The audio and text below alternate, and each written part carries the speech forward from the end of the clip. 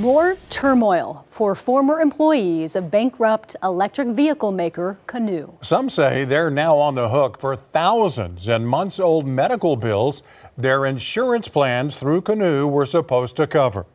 Here's News 4's Spencer Humphrey.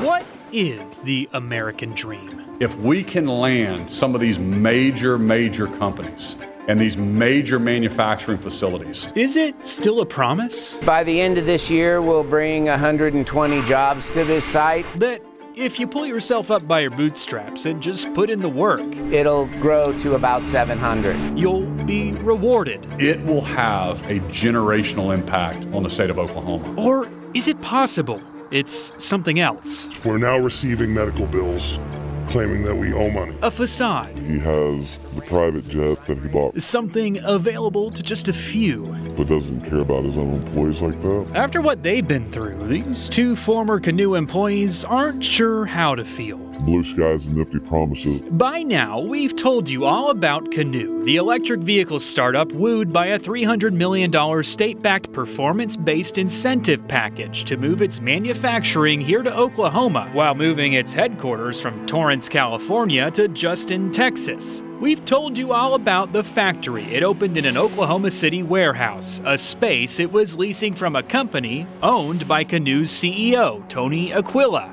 We told you how Canoo never ended up making cars there and furloughed its employees late last year, and how Canoo would go on to throw in the towel, filing for Chapter 7 bankruptcy last month. A move these employees think could have been avoided. Well, there was a lot of talk about a bunch of upper management as well as ourselves taking pay cuts just to, go through the rocky period.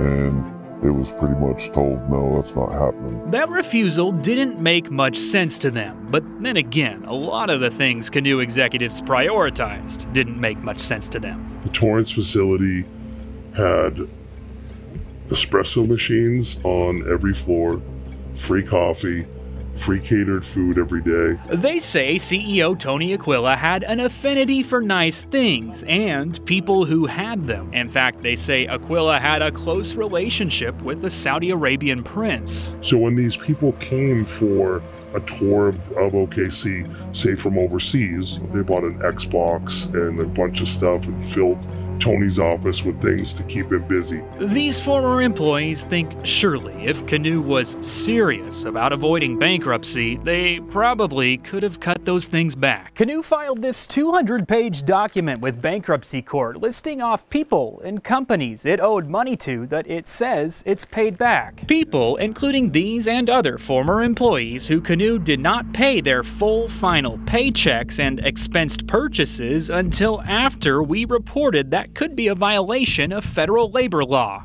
And it wasn't until News 4 aired that first story that they decided that they were going to extend benefits for the rest of the month and all those things. In fact, they say even when Canoo sent them corrected paychecks, the amounts still were not correct. Well, and I got another check, but for 16 hours of pay.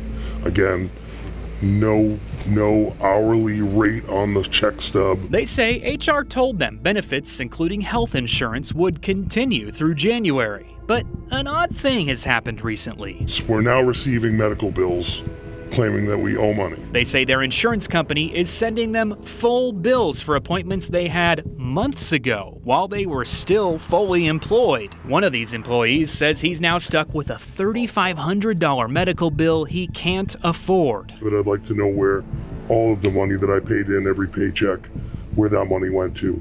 Because if I didn't have health insurance, it should go back in my pocket. But getting that back could prove tough. There's no longer any real regulatory means to effectuate the rights of the workers. Attorney Ed Blau says even if the employees file complaints with the state, with Canoo no longer in existence, there's no one to enforce the law against. Some sort of lawsuits is probably going to be their best bet. Even in that case, he says it's possible with Aquila's other company being Canoo's landlord, that company could legally take possession of all the valuable equipment Canoo left inside. It's going to be very difficult and it's going to be a complicated situation for the employees to pierce those corporate veils and to get in there and see what the actual ownership structure is in order to get any recourse or recompense from what they're owed. It's a tough spot, but these two employees may not even have it the worst. They think about some of their colleagues, the engineers, many of them recruited from overseas, who Canoo relocated to Oklahoma from California 1 month before the furloughs. A lot of those people are here on a work visa. They are now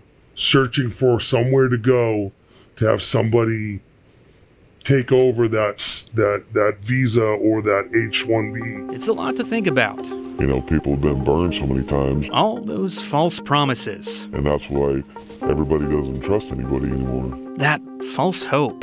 We pretty much uprooted our whole lives on this dream that you had. Everything they think could be done. I think Tony should be a man and step up and take care of the people that took care of him. It makes them think about that dream. The American dream. And the definition they think fits it best. You know, come over here and we're just gonna take advantage of you and see what we can get away with.